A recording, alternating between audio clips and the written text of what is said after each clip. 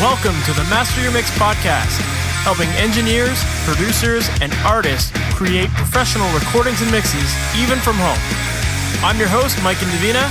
Let's get started.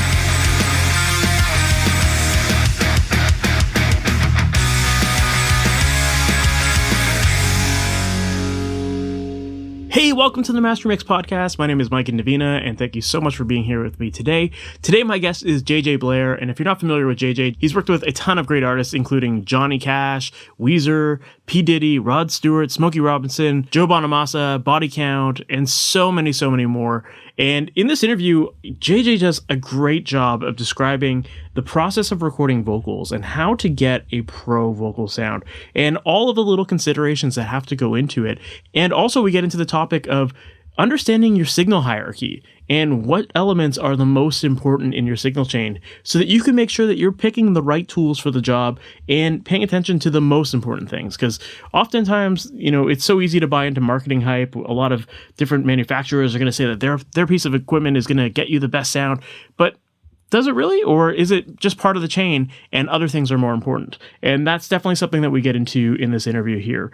And so JJ just shares a ton of great advice about that. We also get into some other techniques about miking up drums. And JJ also has a really cool technique when it comes to miking up snare drums. And he shares that in this interview. And we also get into his experience in working with Jonny Cash and what that experience was like. And I think it's a really cool story to hear. So I'm excited for you to hear this episode. Let's just jump right into this interview. JJ Blair, thank you so much for being on the MasterYourMix podcast. How are you today? I'm great, Mike. Thanks for asking me to do this. Of course. For people who might not know your background or how you got into music and ultimately into production and mixing and all the stuff that you're working on these days, can you give us that story? In a nutshell, I'm primarily a musician, and I tend to make my living, as an engineer, mixer, producer. These days, I'm getting hired more to produce and mix, or engineer and mix them to produce for whatever reason. But for me, the recording studio is a musical instrument, and it's a part of music I've been fascinated with as soon as I knew it existed. So it was, recording was something that I always wanted to be involved in ever since, I grew up with reel-to-reel recorders in the house and would play with them and learned how to edit as a kid and a number of other things. And when I was in high school, even before, I had a little Tascam multi-track, I figured out how to overdub by basically recording from one cassette player to the next and going, and recording on top of that. And it's just always a part of things that fascinated me. Even, when I started listening to records, I started noticing the production and looking at the notes and seeing who produced and things like that. And that was something that always drew my fascination. And it's always been an important aspect of music for me, because I like live music, but I like records, like records really do something for me. And I've always been interested in that difference between a performance and a record and all the little extra information and production things that make a record special. And that's, I guess, and I'm lucky enough that I get to keep doing that. So I found a way in and have kind of stayed here. That's awesome. Yeah, I love that. And I love how you kind of describe this process of being in the studio almost as if it's like playing an instrument, because it absolutely is. It takes just the same amount of skill, if not more in some ways. And there's a lot of little details that go into making a solid record, and there's psychology to it. There's the actual technical side of it, all that kind of stuff. So you really do have to dive deep with it. Well, even when I'm just the engineer on a record, I'm bringing a lot of my musical knowledge and musicality to the situation, because I'm not just watching meters and making sure that something that doesn't go into the red or whatever, I'm listening and asking myself, how does this sit in the context of this other music? You know, am I using, does this sound like the right vocal mic for this voice and this sound? Am I using the right amount of compression in this setting or whatnot? And that's really the difference between someone who's been doing this for a long time and someone who just started doing this, because I now know what to listen for. And I listen to records I did 20 plus years ago, and they're solid, but I hear things that I go like, the drums, there's a little weird thing about that room that I hear that I would have made sure I didn't hear that thing about that room in this record that's now bugging me a little bit, or various things like that. And that's just something that comes from time. And I guess, you know, you can know how to record and know a lot of basics, but essentially you don't know what you don't know until you know it, if that makes any sense. It totally makes sense. Yeah, of course. And I think, you know, I deal with that a lot because I do a lot of coaching for students, and it's the same thing. It's like people always feel like, oh, I'm like 80% of the way there, but I'm stuck. And it's like, okay, well, we got to figure out what that 20% is, because that, what you don't know is the thing you need to know. And that, you know, if you look at that 80-20 principle, oftentimes that 20% is 80% of the results that you need, right? To feel satisfied. And, you know, it's a lot of those little details. Yeah, I love that, the way you approach that. As far as learning this side of the technical side of recording, you know, how did you learn to do it? Was it just all literally like trial and error, or did you have any sort of formal education with it? Yes. Let me see. I knew it was something I wanted to do. I knew production was something I wanted to get involved in. So when I got out of high school, I tried to get an internship at a recording studio in Chicago, where I grew up. And I didn't realize that, you know, interns at studios, they're just not looking for like summer interns, that they're looking for. So I couldn't get one, but I was able to get an internship at an ad agency. And I was attached to a producer. So I'd go to all his recording sessions, and I was keeping an eye on everything and asking lots of questions, and getting yelled at by the producer for not keeping my mouth shut.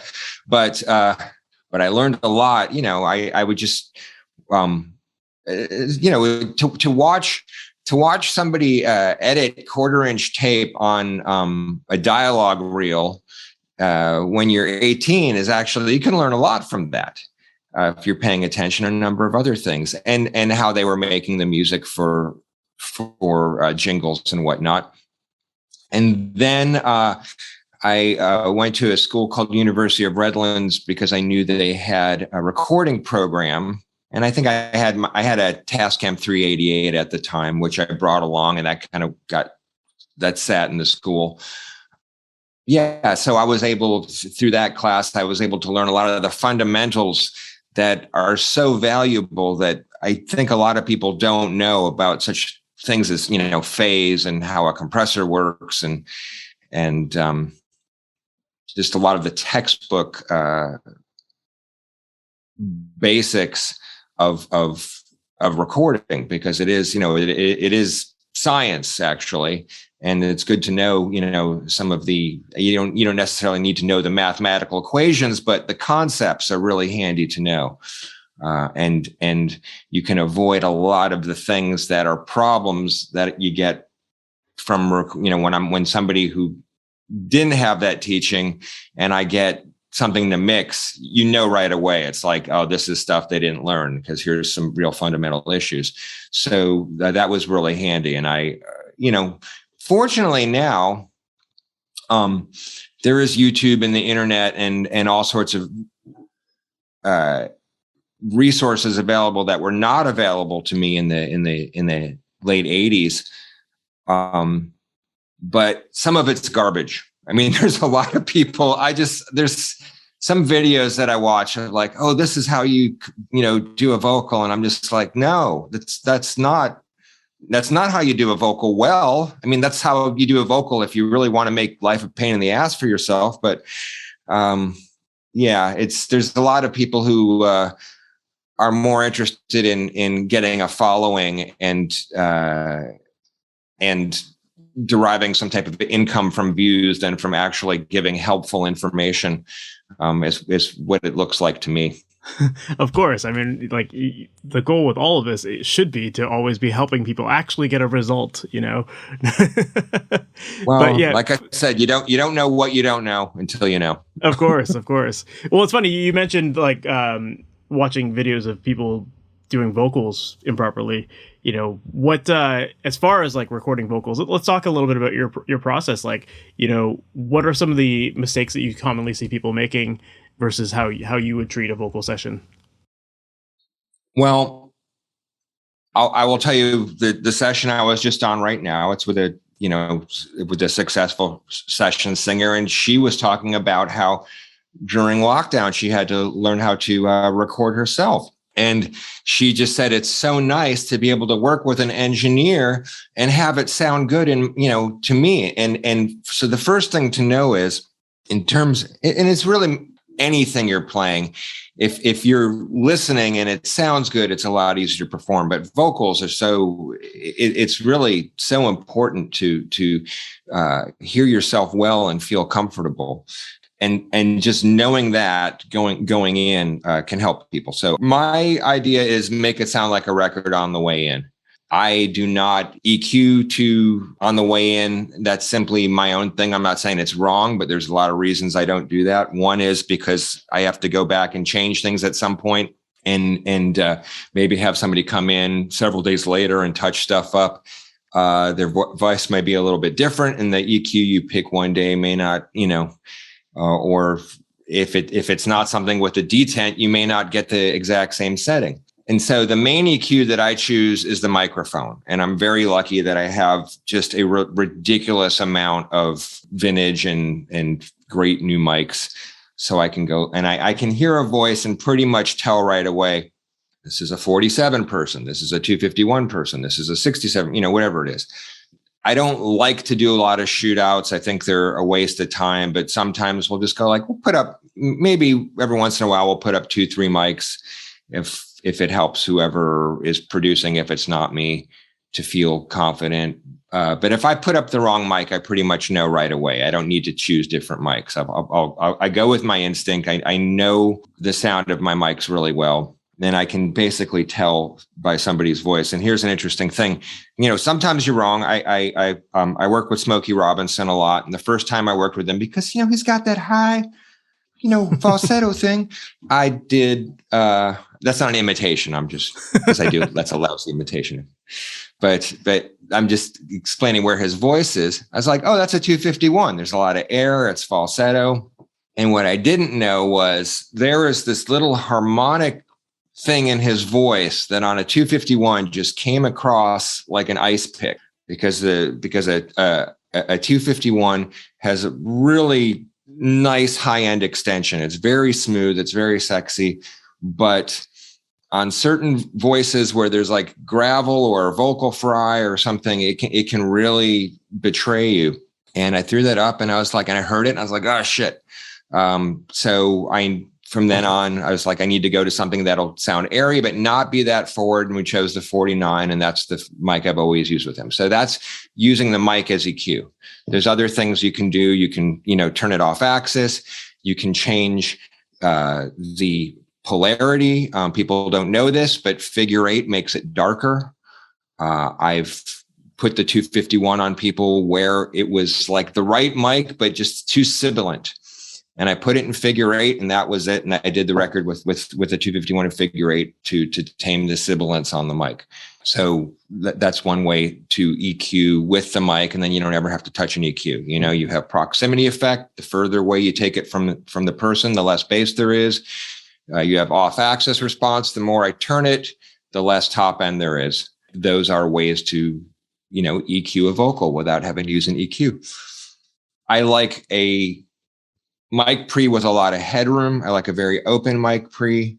I use a vac rack mic pre. And the reason I like a lot of headroom, I started out liking Neve 1073s on vocals, but then I would have somebody like dig into the mic, they dig into their vocal and they could do that thing where it would distort and overmodulate. And that's just because, there's headroom issues on Neve sometimes if you're kind of up against it. And I, not only did I just think that the vac rack sounded better than the Neve, I never had that problem. So that's usually a go-to for me. I have one that I can bring with me when I don't have sessions here. And then the compressor is super important. And compression is such an important aspect of a good sounding vocal.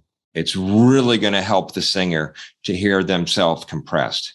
They're going to hear the little nuances. It's going to smooth their vocal out. They're going to feel more comfortable. And if you know how to compress right, you just put it to tape that way. And for me, the trick is to have something with a fast-ish attack. Like an LA2A is too slow.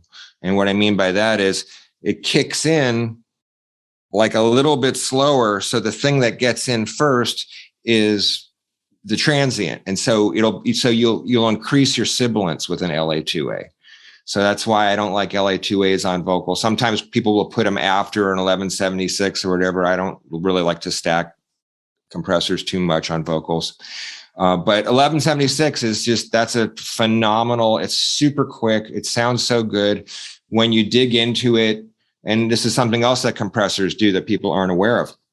The more gain reduction you have, the more harmonic content will come up. You'll start getting, depends on what circuit is, but typically you'll start getting more even harmonics coming up. And that helps a vocal sound thicker and adds character to it. And the type of compression you use can also sort of increase the sound of their air and make them sound airier. And it just, in the end, that just makes a vocal sound much more professional and sound like a record. And that's always my goal, is like, I want it to, I just want people to put up faders and go like, oh, this sounds pretty close to a record. There's always tweaks you want to make. I think early on I was too interested in recording flat. And then I realized, like, have an opinion and stick to it. And whoever else is going to have to work on this later on, I want them to work with my opinion. I don't want them to reinterpret my, I don't want to leave anything open for interpretation. I want, like, this was the sound I chose at that time for a reason, and you're stuck with it. So yeah, I love it, man. Like that, it's such a great point that you bring up about using microphones as an EQ, because so many people don't think about that. So as far as, because you'd mentioned like you're not doing shootouts and that kind of thing, you kind of just, by now, your experience has told you what mics to use when. But as far as learning your microphones and kind of identifying maybe like the frequency response of them and that kind of thing, like what advice would you give to people to learn their microphones so that they can make those decisions on the fly? Well, I'm not saying that these things are accurate, because they're not. There's no one way to do everything. But playing with some of those mic modeling things should give you an idea. It should give you an idea of what something's supposed to sound like or what it does. And look, if you only have access to one or two microphones in your studio, it doesn't matter. You got to learn how to work with that one. And you're probably just trying to find the one that works best for you. And my advice usually to people is, rent or borrow, figure something out. See, maybe you buy from, like I know Vintage King has a place that you can go in and demo lots of different microphones. And we did that for, Edgar Winter just put out a record, and my good friend Ross Hogarth produced it. And they picked my brain to help Edgar find a mic. And so they went to Vintage King. They brought over a ton of mics, and we threw them all up, and we went through and we listened. And then we found the one that worked best for him. In that case, we did do a shootout, because this was something that he was going to buy and he was going to keep. And he wanted the one that he thought matched his voice the best. And that's, so that's kind of my advice is you kind of need to listen and see what works. I mean, look, SM7s aren't expensive. They're pretty idiot proof. You can get a decent sound on them. And, Ed Cherney had told me that was half the time on Bonnie Raitt records, that was an SM7. And they've been on so many records, and that'll work. And there's a number of things you can do with it. But there's something about condenser mics, particularly tube condenser mics on vocals. And I'm just a fetishist for mics because it's the most important part of the signal path. It's the transducer. It's literally what's taking sound in the air and converting it into an electric current. That's the part that's doing it. And that's the ability for magic to happen at that stage. It can be an expensive prospect, especially with vintage mics. They've really gone nuts, but there's some new stuff that's really great as well. So you don't really have to mortgage the house to get a good microphone, but it's for me a very important aspect of my process on anything. First thing I'm thinking about is, what does this sound like? What mic do I want it? And to me, that's more important than what mic pre am I using? What converter am I using? It's more about the microphone. Yeah, I'm glad you brought that up because, I feel like online you always read things about like, oh, this preamp makes such a big difference, and this converter makes such a big difference. And yeah, I'm sure they do. But when you think about that signal chain and the hierarchy of it and the way the signal flows in, like that very first thing in line is your microphone. So it makes sense. You have to consider the importance of that. Yeah, when you get to mic pre and converter, you're thinking about how much is this not screwing it up. It's not like what's it adding to it. Like a microphone is really actually adding to it. There's so much going on in the way it's shaping the sound. Yeah, makes sense. As far as the recording, you had mentioned like you always want it to sound as finished as possible on the way in. So are you even tracking with like effects or like reverb or delay or that kind of thing? Most singers like to hear themselves with reverb, and so I will set up a reverb for them. I'm rarely printing it unless I'm at a studio that has a chamber or a plate that has like the sound, and I want to keep that. But I'm working with a vocalist on a record right now. Like, she doesn't want reverb. She feels it's cheating. She wants to hear sort of any mistakes. And I know people who just don't like the sound of reverb. But I think reverb's helpful, and I'm working in the box the majority of the time.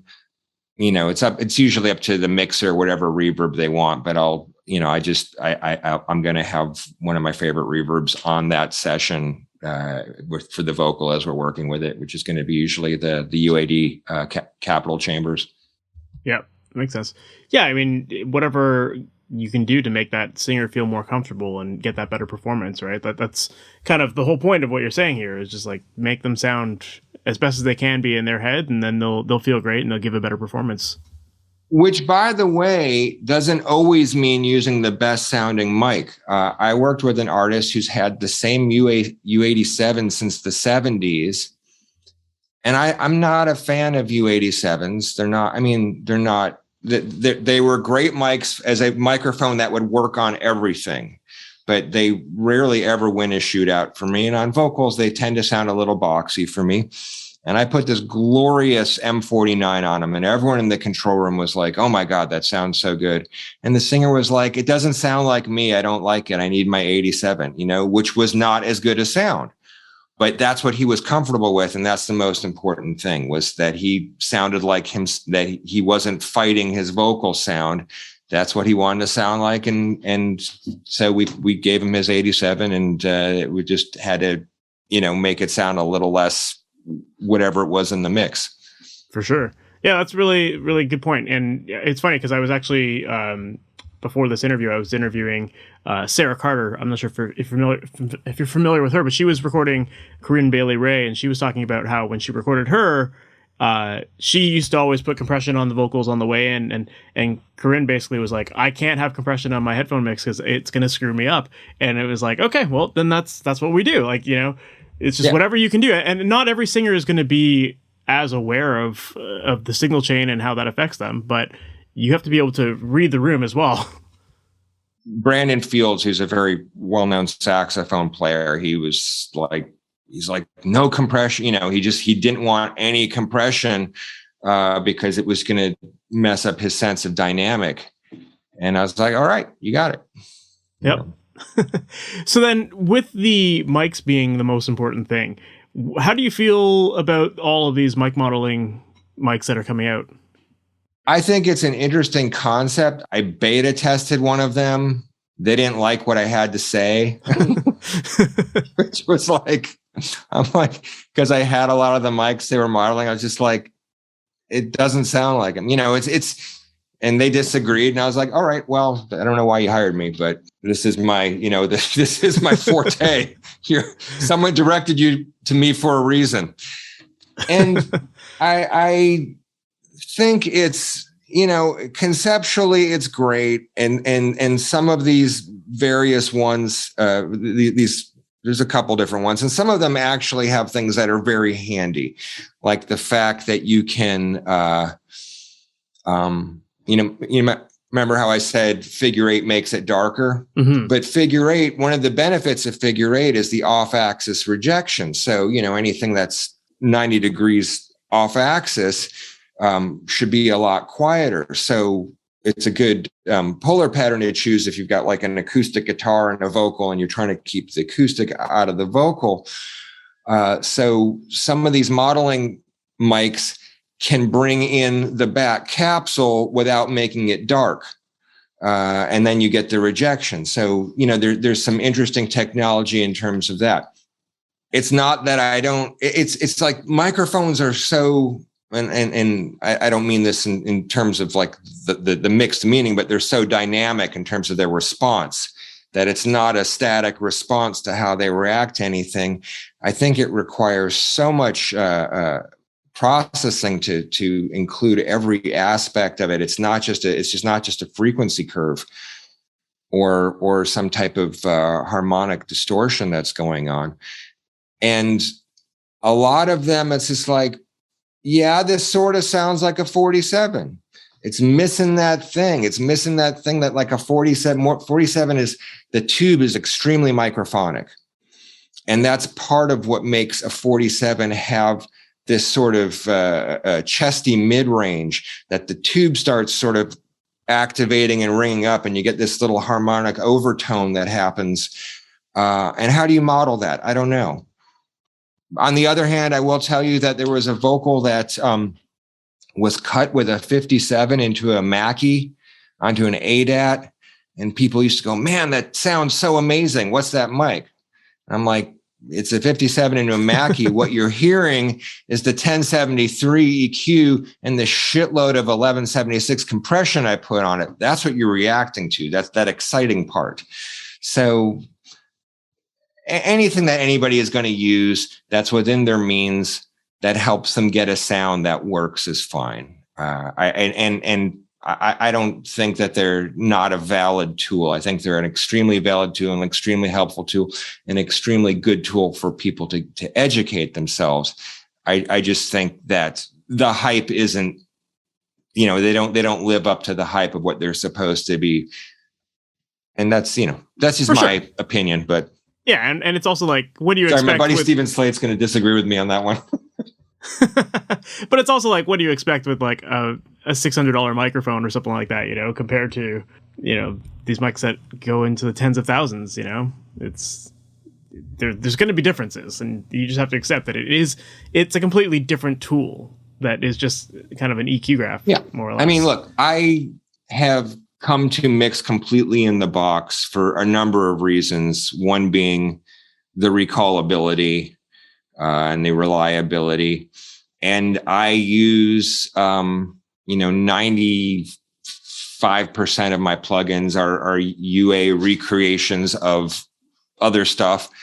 And do they sound exactly like that? They're pretty darn close, but that doesn't matter. It doesn't matter that it sounds exactly like it. It's just sort of, it's doing the general principle and me being able to sort of get, like, I know why I want to use a Neve EQ here as opposed to a Trident EQ here, as opposed to whatever SSL EQ or something, and I'll just go in that, and it doesn't really matter that it's not exactly the same thing. It's more kind of like, this is the direction of how I want this thing to sound. And it's the same thing with the vocal. It's like, I don't think anybody's ever going to be able to model a 251. It's just too complex sonically, like what's going on inside the thing. You just, unless there's going to be like a standalone computer or something. But does that mean you can't get a great vocal sound that isn't going to be useful on some record? Of course not. Mm-hmm. Yeah, that's a good point. To go along with the idea of like a vocal session or really any recording session for that matter, I've heard you talk about how you like to work really fast when you're tracking, and you kind of don't like to really spend a lot of time in the setup, and you just like to be ready to go. I was wondering if you could talk a little bit about how you like to prepare for your sessions so that they can run efficiently and quick. First thing is I always try to have a game plan. If I'm working at another studio, I will coordinate with the assistant there and make sure, find out what mics are available. I'll send my whole sheet of like, this is what I want on what, going through what, patch it this way, insert this. And that usually starts, if I'm producing, I have an idea of what I'm going for. If I'm not producing, I'm asking the producer, what do you want this to sound like? What are we going for? And and it's very helpful when people pick specific references, because, I don't know what big means. I don't know what old means. I don't know what dusty means. We have different versions of what that means. So I go, what record are you hearing, that you want something to sound like? And that gives me an easy reference point. And so I'll start thinking about how I want to do something based on that. And not every session's a record too. The thing I'm doing right now is for a TV show. So they just, I'm just doing sort of an uncomplicated, what's a great vocal sound that I know that's going to work with this. But this is also where, musicality comes in. I'm helping someone with a record right now that they're producing themselves, and they asked me to help produce their vocals. But one song, they're like, something's not working. And I'm like, it's the drums. Like, the drums are good, but they're missing the point. And I said, look, what if they played this pattern instead? And then it was like, and then not have it sound just like a drum kit. We got to sort of tweak and do some prepared drum sounds and go for something a little out of the box and not just be your standard drum kit. And it's fun to see how many people on like Instagram are doing that lately. They're really trying to, get different sounding drums, because I don't know if it's the influence of hip hop or what, or a lot of the lo-fi stuff. It's been fun to watch a lot of guys who get sent tracks to do stuff to, like, they're like, how weird can I make this snare drum sound? So, does that answer the question, or was there any other part of the question? So the question was more just about, like creating efficiency for your sessions. All right. Sorry. Yeah, that's right. That's right. And I think, and I definitely think everything you said there definitely applies to like having a vision on the way in. So that's where we were. Sorry. So that's pre-production. So pre-production is going to save you a lot of time and money in production, because studio time can be expensive. And having a plan, and you always have to be able to change your plan, but also just being nimble and knowing what you're doing. And something's always going to go wrong. There's always going to be some type of troubleshooting thing. You're going to have some noise you're chasing down. There's some mic that's not going to be working. If you want to learn how to be fast, you have to know how to troubleshoot. Is it at the mic? Is it at the cable? Is it at the patch bay? Is it, what is it? Is it the where is it? And knowing, I've been on sessions in big studios where the second engineers suck at that. And it's annoying because you're paying a bunch of money, and they're wasting valuable time. That's not only eating into the clock, it's eating into the creativity. And so knowing how to troubleshoot is something good to learn and be fast at, so that you can chase things down. I was having that in the session just now. We just started getting like this weird sort of blip sound And I could see you could see it in the waveform on Pro Tools. There'd be like a little weird tail. And I was just able to quickly diagnose by saying, oh, it's happening on the VUs of the pre's I'm not using. It's in the power supply. So how am I going to rectify this? How am I going to be able to keep using this? Swap it over to another rack with a different power supply and it goes away. And do that really quickly so that this double scale session singer's time isn't being wasted and it's costing more money. And if you really want to learn how to be quick, get yourself hired on jingle and TV sessions where they're paying people double scale. Union dates will get you quick because you will not get hired on another union date if you are slow. I love that.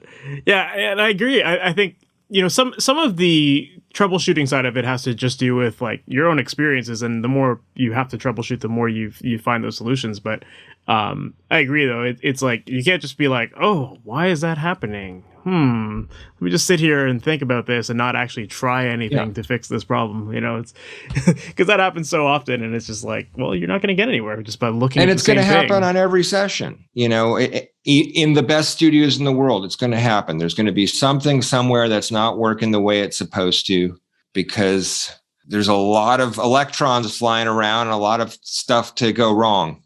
For sure.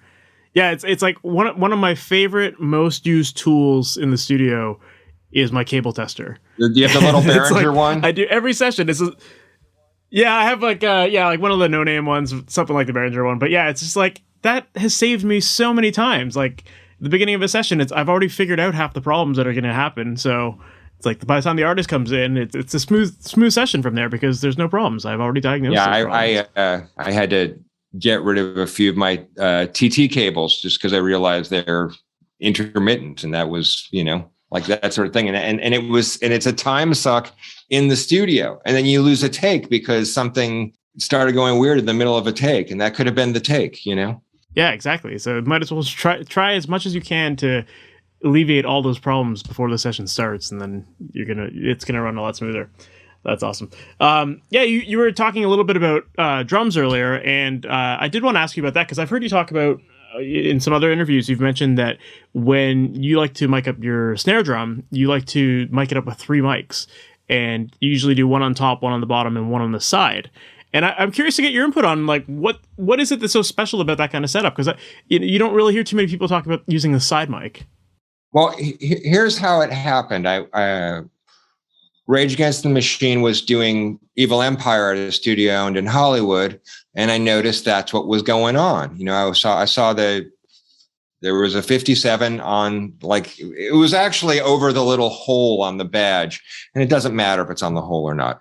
But I came back and I tried it, and I was like, oh, there's a lot of mid-range information there that there isn't between the top and bottom mic. There's just some beefiness that's there. And it's not that I can't work without it. It just makes my life a little easier. I like part of the sound of the drum is the drum. It's not just the head, it's the drum. And that part's generally in phase with the top mic. It's usually the bottom you have to flip the polarity on.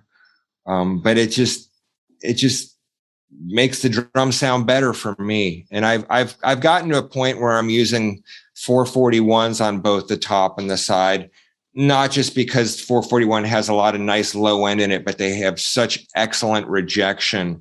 I don't have to worry so much about the hi-hat bleed when I ultimately compress the snare later on.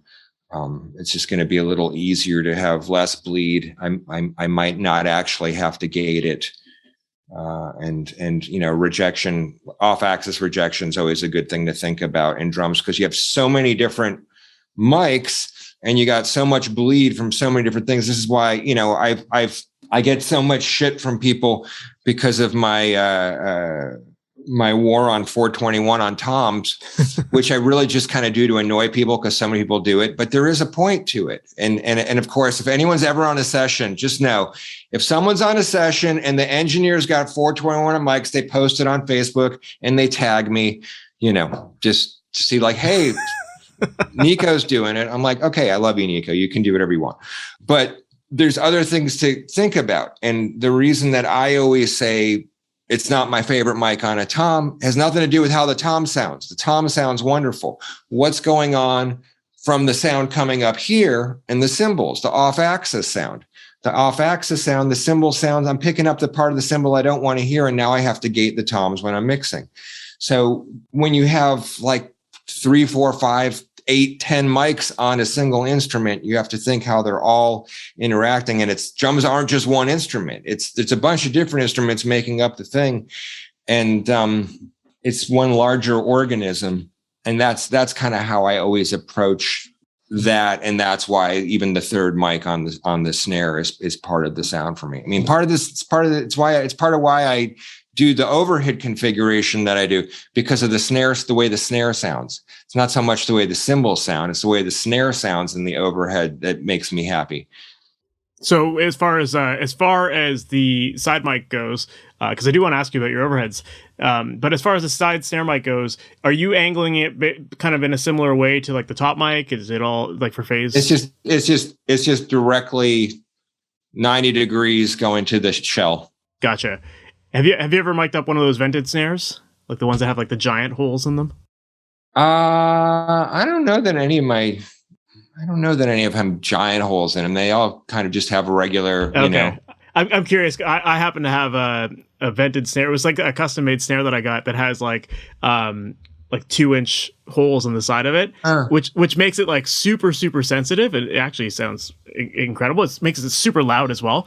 And I know like I haven't experimented with it live in the studio by miking up the side, but live we tried it and it didn't work live. But now I'm curious. I gotta try it out because yeah. For me, like I said, for me it's more about the sound of the shell than it is the sound of the air. Yeah. And I want to get some of that sound of the shell. I just sort of play with the blend. My particular thing I like to do is I like to play with the blend, bust them into an EQ. And then after that, I sort of EQ what I want. You know, I'm typically adding a bunch of 10K to get the crispness and probably adding some 100. And then maybe going to do some 3 or some 5 in the mids. And then it sounds like, you know, it's cracking. Yeah, for sure. It's got some meat on it. So then as far as the overheads go, because you said that you position your overheads really for snare optimization, what kind of overhead techniques are you using? Or is it just like a matter of angling them more at the snare? Or is it more I'm an isosceles triangle guy, unless somebody tells me they want something different. But gotcha. I like that because what I'm trying to capture with the overheads is a picture of the drum kit. I'm not trying to capture the cymbals. I'm just trying to capture the whole drum kit. And I just find that technique of the one over and then the one over the tom like this, pointing at the snare, gives me a perfect stereo look at the kit from left to right, or whichever perspective you want to put it in. And then I just have to make sure that the relative phase between my close mics and that are working. And every time, and so I'll introduce another mic and I'll listen to that one soloed with the overheads. And if the bass goes away, I flip the polarity, and then the bass comes back. That's the relative phase that I want for those 2 mics, and I do that every mic I introduce. Yeah, because and for me ultimately, like that's the difference between using samples and a real drum kit. It's an organism. It's not just drums and cymbals. It's a kit. It's going to sound like a real kit, because as much as close mics have a thing and that is a sound, that's not really what a snare sounds like. You know, the snare sounds like what it sounds like when you're a few feet away. So the blend between those 2 things is what works. And like I said, occasionally there's times where I have to go with something else where I can't do that, where maybe I'm just doing 2 overheads and not one on the side. But it's if, you know, like when I record Vinnie Colaiuta, I have to just do overheads. There's too many. There's 8,000 drums. I can't, you know, put one over. It's not going to work. But the idea is the same. The overheads are pointing towards the snare, not towards the cymbals. Gotcha. And then do you treat your overheads, because I know some people will think of their overheads more of a all around kit mic versus cymbal mics? Like, how do you approach yours? Except for the one producer that I work with, who happens to be downstairs right now, who always wants me to capture the cymbals. That's what I do. And I tend to, I like a C12 or 251 type mic. There's other things that'll work, but that's kind of the easiest thing for me. Because I can, because I either have them or I'm in studios that have them. I run it through a Pultec and usually add some like maybe 8 or something just to kind of brighten up. Sometimes I'll actually take away a little low end out of it. And the reason I like the Pultec is just because it's so smooth. It's so broad. I pick a really broad Q on it. And I like a little bit of compression on that overhead just because I can, if I do something really fast, like a Neve 33609, what it's catching is the snare. So I can control, I watch the reduction and I can control my snare to cymbal ratio by that. If I want more snare in the overhead, I'll use less reduction. If I want less snare in the overhead and have kind of like a more even sounding kit, then I'll hit the compressor harder. Gotcha. And, you know, compression also will give you a little more sustain in the overheads and things like that. Yeah, that's cool. That's good to know. Cause yeah, I think a lot of people don't really know how to, you know, what they're really looking out for when it comes to compression on overheads. And I think you brought up a good point there. Just like you can get a little bit more of an even sound when you're controlling the loudest part of the kit, which is typically going to be the snare drum cutting through the overheads. Because even though the cymbals are closer to the mics, they're not always the loudest thing, and they're not always the most, like, you know, explosive in the mix. And the snare is definitely going to be the more consistent thing that's happening throughout the whole track too. Yeah, and it's funny if you listen to a lot of those the Beatles multi-tracks that are out there. It's amazing to hear how much compression there is on the overhead, you know, and that in that situation it really helps because those are songs where you really want the ride and whatnot to really come out. And that's another thing too, is I don't like miking a ride separately if I don't have to. And generally that's how I will position my overhead so that the way the ride comes through, and compression can really help even those things out, you know, but I'm not too heavy handed with it. I think Andy Johns is easily considered one of the greatest rock engineers of all time. And my understanding is he compressed pretty hard on the overheads. Well, it gave them part of the sound that we know of the Beatles is because of that compressed sound, right? There's a magic to it for sure. That's awesome. I'd love to ask you a little bit about one of your projects that you've worked on that I think is, like, as far as the artist that you've worked with, is someone that just jumped out to me, and that's Johnny Cash. You got to work with him, and I'm just curious to know, like, you know, how did that project come about, and what was it like working with him? What happened was my friend Vicky Hamilton started a little label. Vicky was Guns N' Roses' first manager, and then she wound up working at Geffen after GNR got signed. And then in the 90s, she started her own little label. And Rick Rubin was working with Johnny at the time and said to Vicky, you should sign June Carter Cash. And June was part of the Carter family, which is, you know, that's like to country music what Chuck Berry is to rock and roll. So much of it starts with the Carter family. And she's a phenomenal writer. She wrote Ring of Fire. Oh, wow. Yeah. Everyone credits Merle Kilgore, but according to June, Merle was basically just in the room. But that was her song. And the original idea was to have Nick Lowe produce it. Nick was married to Carlene Carter, and then Rodney Crowell, who was married to Roseanne Cash, was also going to play on it, and Marty Stewart, who I can't remember who Marty was married to, but another one of the daughters. And it was going to be June Carter Cash and the ex-son-in-laws. And then Nick wound up not being able to do it, and Vicky asked if I would co-produce it with Jonny and June's son, John Carter Cash. And that's how that came about. And I managed, and we did it in a log cabin because John was we were going to do it in a studio, but John was very ill at the time. He had just been in a coma for 2 weeks. He had pneumonia and he wanted to be close to the house so he could come over. So that was June's record, but John was on it and he was there for all of it. And that was in less than ideal circumstances. And I had to bring a whole coffin full of recording gear because there wasn't a lot of great gear in the log cabin, and it somehow worked out. But that was one of my favorite experiences ever because they were just such wonderful people.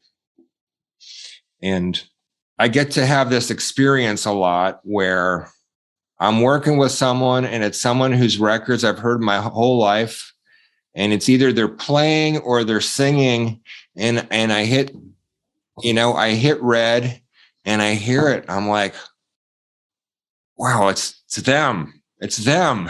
It's like I hear that thing. I'll never forget it. It was just like one of the Rod Stewart records. It's right over here in my living room. Rod, I hadn't recorded him yet, but Rod came over, he picked up one of my acoustic guitars. He started playing. So he started singing something, and that voice came out. You're like, it's that voice. It's coming out of that dude right there. and with Jonny, it's such a distinctive thing. It's just so mind blowing to hear that. You start recording, you're like, wow. And he actually, I thought, sounded better the older he got. It's interesting because he was never really a great singer. His pitch was always sort of a little off. He was a great storyteller, and that's what was so, and he had such great presence and he was such a great character. But as he got older, I thought not only did his pitch get better, but he just, a friend of mine said it's like the Mount Rushmore of vocals. It's just, it was like granite. Just his resonance and his tone was so majestic, and so it had so much, gravitas to it. It was phenomenal to be able to work with him. I bet. It's funny because you mentioned that Jonny wasn't necessarily like perfect with his pitch, and I've heard you talk about how the Far Side Banks of Jordan is one of the your favorite recordings that you've ever done. And I've also heard you say that, when you look back on it, there are imperfections in it, but you still believe that was the best thing you've recorded. And I'm curious to know, like, when it comes to someone like Johnny Cash, who has such a legacy to him, and knowing that maybe he wasn't the most accurate with his pitch and all that, did you feel any sort of pressure to make it feel more flawless? Like when you hear those mistakes that you might fix in other recordings, did you feel like a pull to want to do that? Well, now when I say someone's not great in their pitch, you know who else wasn't great in their pitch? Frank Sinatra, and like, again, the point is Frank is his delivery. Like, that guy knew how to sing a song. And so he wasn't like money like a lot of singers are. So you have to be judicious about things and just knowing when is it wrong. Like, June had very wild pitch. And I had to spend a lot of time, in the very early versions of auto-tune, like making that right. But without making her sound like lose the character of the fact that she's off a little bit. So, and I don't really know that I don't remember if I had to do much or if any tuning on John, but that always becomes a taste thing. It's like you can over polish something to where it loses its magic and its character. And that's the reason why I always say that's my favorite and my best recording, because what I believe I captured was the emotion and the spirit in that room. And I could have ruined it by quantizing everybody or, I just, there was a couple overdubs and some things, and I had to ask myself, what belongs in here, what captures the spirit, what makes us better, not what makes it perfect. You know, I'm not making a Steely Dan record. And I'm not making or I'm not making a, you know, whatever perfect pop record. This is about, I want people to feel like they're sitting in this log cabin with us, and they can hear the fact that when this song's over, everybody in this room has tears in their eyes. Gotcha. Yeah, I love that. And that makes a lot of sense. Yeah, because I was curious to know like how you go about deciding which projects get that edited treatment versus which ones you're a little bit more relaxed with. I think part of it is you're deciding with the artist what kind of record they're making. There's certain things that are just wrong to me. I've been accused of being a muso once on a project because someone was playing a chord that was just so like, no, you can't just play a dominant 7 chord in there. I know it's all Hendrix and whatever, but that doesn't work on that particular chord. Because that note, here's the chord you're playing. Listen to the melody you're singing. There's a clash, and they're like, "Oh, you're being a muso." I'm like, maybe, but it sounds wrong to me, and I can't do this. That happened once, and I don't know if, you know, who's to say that I was right and they were wrong, or that I wasn't wrong. You just sort of try to make the best judgment you can. And you've probably heard me say this since you've listened to my interviews. Once you reach a level of proficiency, it comes down to opinion. And a lot of opinion is formed on taste. And if you agree with my musical tastes and my sensibilities of recording, then you hire me. And you trust my instinct. If you don't, then you hire somewhere else, or you tell me to shut up and, you know, do what you're paying me to tell me to do. Well, it makes sense. I mean, you want to have people that have the same vision as you do when you're working on a project, and that's what it comes down to. And yeah, I think, you know, going back to that question about just like editing vocals and when to do it, it's just like knowing that everyone's on the same page with it, knowing what kind of what the vision is for the project. And I'm sure certainly like, you know, working with someone like Jonny who's got such a legacy to him and such a catalog of music, it's like you're not going to be that person that makes the first Cher sounding Johnny Cash record that's super auto-tuned and all that, you know, like that'll definitely ruin all of that legacy, right? Correct.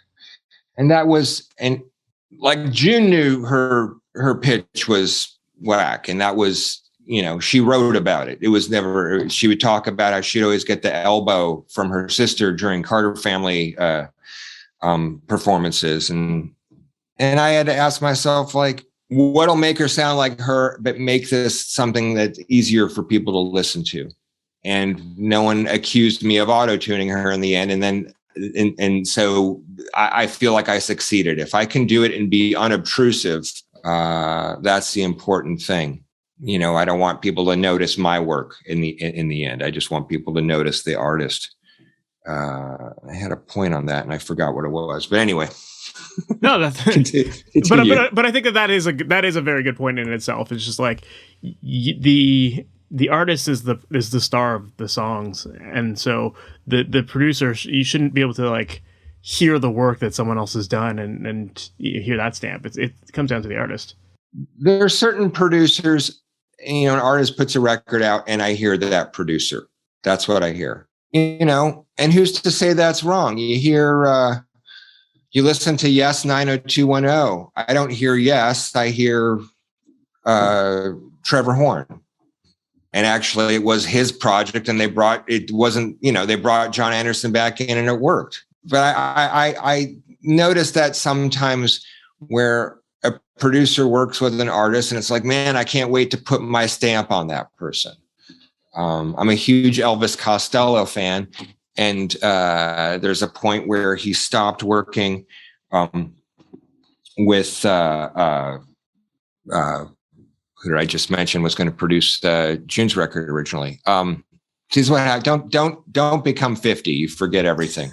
Nick Lowe. So he stopped working with Nick Lowe because I don't know if it was the label pressuring him to have a hit, but he went with Winstanley Langer, and now it sounds like different records, and they're great records, but it sounds like what they were doing on all those hit records, there's other producers that you can see it, and I see it, and I don't know that necessarily serves the artist for the producer to have that heavy a hand, unless the artist has decided, wow, I want to work with this producer because I want my record to sound like that other thing they did. But I sometimes that's just not the case. I just see a producer come in and just go, we're going to do my thing, and be oblivious to what the artist is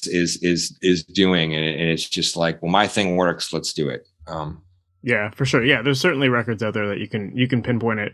Like I think of like the Ramones. Like I love all the early Ramones stuff, and you could tell once they started working with Phil Spector, it was like, that's a Phil Spector record, So it's I mean, I guess at the end of the day, it's like, again, as long as everyone's on the same page with what the goal is, what the sound's supposed to be, then you just hope that you have the right team there to make that sound happen.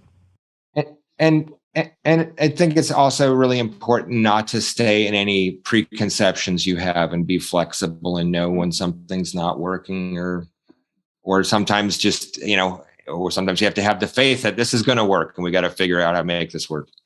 Yeah, for sure. Well, JJ, I don't want to take up too much more of your time. I know you have a band in your basement literally working on a record right now. So I'm going to let you go to that. But I do want to thank you for taking the time to hop on here today. If people want to learn more about you, follow you online, or potentially even work with you, what's the best way for them to do that? Well, I have a website, which is jjblairrecording.com. You can find me there. I'm on Instagram as, I think it's J.Blair. I'll tell you really quickly.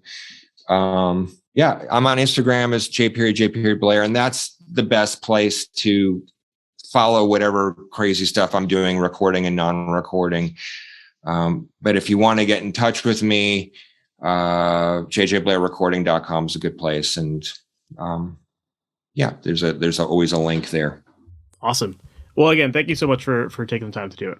Hey, thanks for asking. And I appreciate you watching and listening to other things and noticing that maybe I might be helpful. So it's good to super know helpful. that there's so much good stuff in this interview. I think people are going to love it, man. Okay, great. I hope so. All right, that was my interview with JJ Blair. I hope that you enjoyed that. I thought that was really informative, and I love the way JJ approaches using microphones, and I love his technique of approaching microphones like EQs and picking the right microphone for the job and being really mindful of that as you're recording. And I think that is really important because, it can drastically change the sound depending on the type of microphone you have. And when he told the story about working with Smokey Robinson, I think that is a great example of how a microphone can really affect the tone that you get when you're recording a singer. So it's definitely something to consider next time you go to record vocals as well. I also love all the little tips that he gave about how you can use microphones in different ways, sharing his idea of using a microphone in figure 8 pattern to reduce a little bit of the top end. I thought that was a really cool technique. And some of the stuff that he got into about rejection with the back of the microphones, that is also a really important point to consider as well when you're recording. So I just thought that was a really fun conversation. I thought there was a lot of nuggets of really great information in there. So I hope that you found that helpful and that you can implement a lot of this stuff into your next sessions and get really good recordings right at the source by using a lot of these techniques. Now, if you did enjoy that episode, definitely make sure to subscribe to the podcast. That way you're notified about all new episodes as they go live. And also, I say this in every episode, but make sure to visit MasterYourMix.com. That is where I help out musicians with creating pro-sounding recordings from their home studios. And that's where you can find tons of great resources designed to help you make the process of recording, editing, and mixing your music really, really easy. And on the website, I've got tons of great stuff for you to check out. There's some freebies, there's some courses, there's my book, there's coaching programs. A lot of great resources designed to help make that process simple for you. And one of which that you definitely want to check out is called The Mixing Mindset. That is my book where I break down the process of mixing step by step, walking you through all of the things you need to consider along the way, from which tools to use, what steps to take, what order to work in, what to be listening for, all of that stuff, so that you have a great understanding of how to create pro sounding mixes from your home studio so that there is no guesswork to it. You're not feeling scatterbrained. Instead, you have a very clear focus and you can get things done really, really easily. So check that out. It's called The Mixing Mindset, and that's available at MasterYourMix.com. So that is it for this episode. I hope you enjoyed it. Hope you found it very helpful, and I look forward to chatting with you in the next one. We'll talk soon. Have a good one. Thanks for listening to the Master Your Mix podcast. To have your questions answered, submit your questions to questions@masteryourmix.com. Please go to iTunes and subscribe and leave a review. And for more information on how you can improve your mixes, visit MasterYourMix.com.